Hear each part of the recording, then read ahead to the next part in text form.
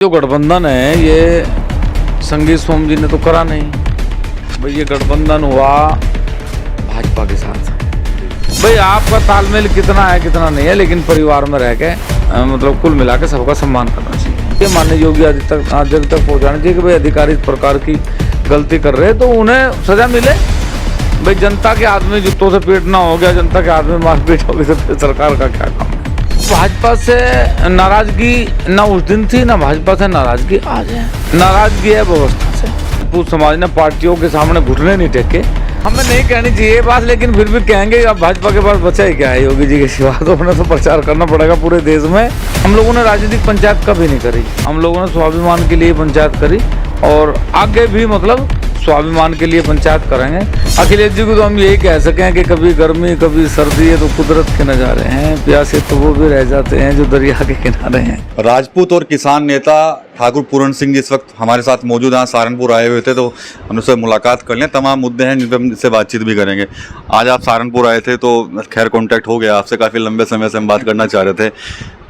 संगीत सोम जी का बयान कल आया है कि भाई एक जिले की पार्टी जो 10 सीटें मांगती है, कहीं ना कहीं निशाना आप कुछ समझ सकते होंगे किस पार्टी के ऊपर है, तो क्या कहेंगे आप उस बयान पर? देखो पहली बात तो ये जो गठबंधन है ये संगीत सोम जी ने तो करा नहीं भाई। ये गठबंधन हुआ भाजपा के साथ जी। और वो जो भी एक जिले की पार्टी है, मैं तो जानता नहीं वो एक जिले की पार्टी कौन है या एक जिले का नेता कौन है, लेकिन यदि बड़े लोगों ने कोई फैसला करा तो उस पर फिर विचार करके ही बयान देना चाहिए, क्योंकि ये घर की बात है। पार्टी एक घर है और घर में यदि किसी के सम्मान के साथ आपके साथ कोई बात हुई तो फिर उसमें ये नहीं कहना चाहिए कि ये एक जिले की या 10 जिलों की। वो ठीक है भाई, आपका तालमेल कितना है कितना नहीं है, लेकिन परिवार में रह के मतलब कुल मिला के सबका सम्मान करना चाहिए। अभी एक और बयान उनका सुर्खियों में रहा है, एक अधिकारी को वो धमका रहे थे, उसके बाद वो कहने लगे कि भाई हम तो जूतों से ही पिटवा देंगे जनता से। उसको कैसे देखते हैं आप? देखो अधिकारी तो इसमें कोई दो राय नहीं है। बहुत से ऐसे अधिकारी हैं जो मतलब अपने काम को अच्छे तरीके से नहीं कर रहे, और आप भी जाने हैं कि हम लोग तो रोज आंदोलन कर रहे हैं, अधिकारियों के दरवाजों में बैठे हैं, इसलिए चाहे वो बिजली का मामला हो, चाहे चकबंदी का मामला हो, चाहे सोसाइटियों का मामला हो। तो यहाँ तक तो ठीक है कि अधिकारी गलत करते हैं, लेकिन ये जूतों से पिटवाना या इस प्रकार की भाषा, ये तो वो संगीत सोम जी समझ सकें। मैं तो इस भाषा का प्रयोग नहीं करता, क्योंकि ये भाषा नहीं है। हम तो ये कह रहे हैं वो सरकार में है, संगीत सोम जी भी सरकार में है, और उन्हें ये बात सरकार तक पहुंचानी चाहिए, माननीय योगी आदित्यनाथ तक पहुंचानी चाहिए कि भाई अधिकारी इस प्रकार की गलती कर रहे हैं तो उन्हें सजा मिले। भाई जनता के आदमी जूतों से पीटना हो गया, जनता के आदमी मारपीट हो गई, तो फिर सरकार का क्या काम है। संजीव बालियान ने भी कुछ समय पहले कहा था कि अधिकारी सुनते नहीं है बिल्कुल भी। अधिकारी नहीं सुन रहे तो कहीं ना कहीं हम ये भी समझें कि भाई अधिकारी नहीं सुन रहे तो कुछ ना कुछ तो दिक्कत है, कुछ ना कुछ तो परेशानी। सरकार के लोग ही अगर ये कह रहे हैं कि अधिकारी नहीं सुन रहे तो फिर तालमेल की कमी है। अच्छा, पश्चिम में आपने बड़ी पंचायत कर दी थी लोकसभा चुनाव के दौरान और 3 सीटें भाजपा ने गंवा दी, तो क्या वो नाराजगी जो थी क्षत्रिय समाज की वो अभी भी है भाजपा से, या कुछ ठंडक पड़ी आप लोगों को? देखो भाजपा से नाराजगी ना उस दिन थी, ना भाजपा से नाराजगी आज है। नाराजगी है व्यवस्था से। कल सरकार कोई और बनेगी, ये लड़ाई उसके साथ भी रहेगी। हमारी लड़ाई अभी खत्म नहीं हुई और ये लड़ाई खत्म होगी भी नहीं। ये जिस दिन खत्म होगी, जिस दिन महापुरुषों का सम्मान इस देश में पुनः होगा। कुछ हैं नेता जो बड़ी जातियों को बिठाने का काम कर रहे हैं। जातियां नहीं लड़ रही, राजपूत और गुज्जर नहीं लड़ रहा, कहीं भी नेता लड़ रहे। नेता चाहते हैं कि ये व्यवस्था बनी रहे और हम लोग एक बड़ी भूमिका में सरकार की नजरों में बने रहें। हमारी लड़ाई क्या है? हमारी लड़ाई है कि महापुरुषों का सम्मान बचे। हमारे गुज्जर भाई भी सम्मान करें, हम भी सम्मान करें, वो भी मूर्तियां लगावे, देश के हर व्यक्ति उनकी मूर्तियां लगावे, हर जाति उनकी मूर्तियां लगावे, लेकिन जाति सूचक शब्द ना लिखे। ये हमारी लड़ाई है। पुरुषोत्तम रूपाला जैसे, हम सरकार का खैर इस बात के लिए धन्यवाद भी करेंगे कि पुरुषोत्तम रूपाला जीत गया, लोकतंत्र की व्यवस्था है, लेकिन सरकार ने उसे मंत्रिमंडल में नहीं लिया।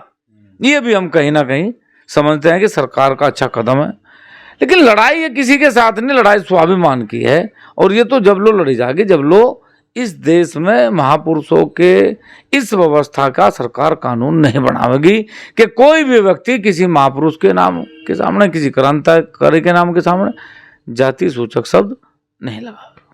हरियाणा में चुनाव है अभी, तो क्या कुछ है, कुछ राजपूत समाज ने कुछ सोच तुम रखा है इस बार वहाँ के लिए? देखिए, राजपूत समाज इस बार बहुत अच्छा, बहुत बढ़िया मैसेज पूरे समाज ने दिया इस बार। जहाँ जहाँ से पार्टियों ने टिकट दिए तो ठीक है, लेकिन मुझे खुशी इस बात की है कि इस बार राजपूत समाज ने पार्टियों के सामने घुटने नहीं टेके। अगर पार्टी ने टिकट दिया तो बहुत बढ़िया है, नहीं तो उन्होंने अपने स्वाभिमान के लिए वो लगभग 18, 12 या 13, 14 सीटों पर इस बार चुनाव लड़ रहे। बल्लभगढ़ से लड़ रहे, भिवानी से लड़ रहे, कलाच से लड़ रहे, वो बहुत सीटों पे चुनाव लड़ रहे हैं। और हमें इस बात से कोई मतलब नहीं कि वो हारेंगे, वो जीतेंगे, लेकिन हाँ, उन्होंने ये साबित करा कि अब हम किसी पार्टी के बंधुआ नहीं है, ना भाजपा के, ना कांग्रेस के, ना किसी के। अगर हमें टिकट नहीं मिलेगा तो हम अकेले भी निर्दलीय लड़के आजाद भारत में, आजाद हरियाणा में, आजाद लड़के भी अपने आप की उपस्थिति को दर्ज कराएंगे। योगी जी लगातार प्रचार की कमान संभाले हरियाणा की, तो क्या कैसे देखते हैं उनके प्रचार को आप? हमें नहीं कहनी चाहिए ये बात, लेकिन फिर भी कहेंगे अब भाजपा के पास बचा ही क्या है योगी जी के सिवा। तो उन्हें तो प्रचार करना पड़ेगा पूरे देश में, क्योंकि वो आने वाली भावी राजनीति के पुरोधा हैं और अब भाजपा की आस उन्हीं पे है। तो इसलिए क्षत्रिय समाज नाराज है हरियाणा का भाजपा से, तो इसलिए बाबा जी की ड्यूटी लगा दी वहाँ से। क्या बाबा जी की क्या, जितने भी क्षत्रिय नेता हैं, चाहे वो पुष्कर धामी जी हों, चाहे वो ब्रजेश जी हों, चाहे वो सुरेश राणा जी हों, चाहे योगी आदित्यनाथ, जितने भी क्षत्रिय लीडर हैं सब हरियाणा में इस बार ड्यूटी पे हैं और ड्यूटी निभा रहे हैं अपनी। बाकी समाज फैसला करेगा कि वो किस ओर जाएगा। ये डर तो नहीं है कि जो लोकसभा में हुआ कहीं हरियाणा में ना कुछ क्षत्रिय समाज पलटी मार दे कुछ? खैर, हम लोगों ने इस बार पूर्ण रूप से इनके सबके जेवड़े बिल्कुल ढीले हैं और हरियाणा में हमने कहा कि भाई इस बार आप प्रयास करके देखो एक बार कि इतने सारे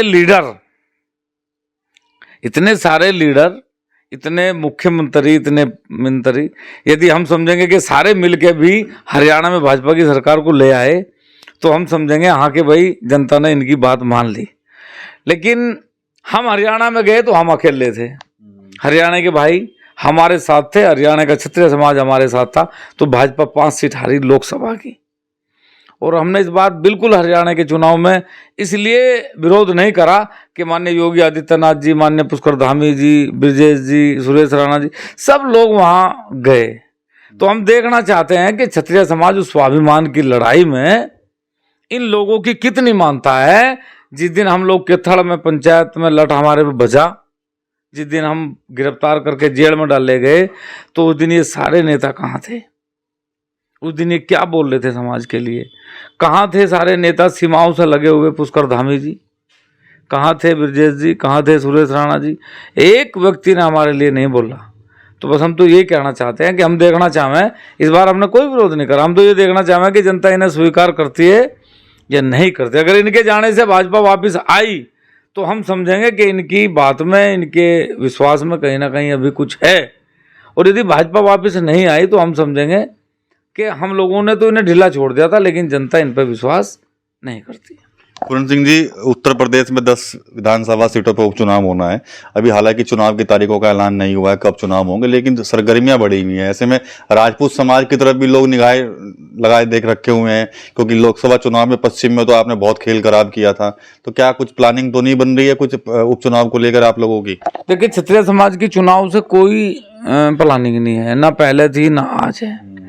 नौनौता की पंचायत हुई तो स्वाभिमान की पंचायत हुई, आगे भी पंचायतें हुई, चाहे वो बदायूं में हुई हो, चाहे आंवला हुई हो, चाहे अलीगढ़ हुई हो, चाहे बुलंदशहर हुई, चाहे हरियाणा में हुई हो।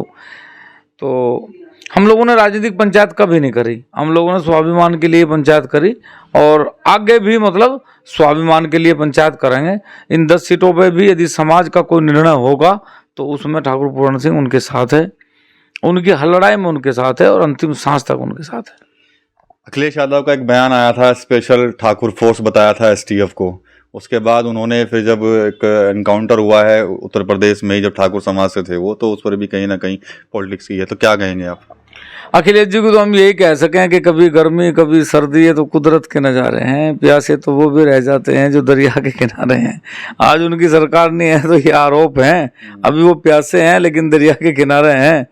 तो ये फोर्स तब भी थी, तब उनकी सरकार थी, और ये फोर्स जब भी रहेगी जब कभी सरकारें बदलेंगी। तो एक एसटीएफ पे आरोप लगाना कि वो अपनी जान को जोखिम में डाल के कैसे कैसे वो बदमाशों का इनकाउंटर करते हैं, अपनी जान को जोखिम में गिर कर कैसे कैसे वो बदमाशों के घरों पे या उनके वहां जाके छापो।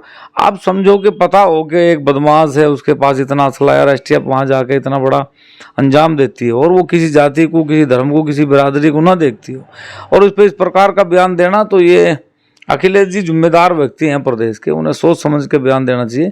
क्योंकि एसटीएफ तो पहले भी थी, एसटीएफ अब भी है, उस पर स्पेशल ठाकुर फोर्स कहना तो ये कहीं ना कहीं राजनीति पे एक कलंक है कि इस प्रकार की भाषा का प्रयोग करना।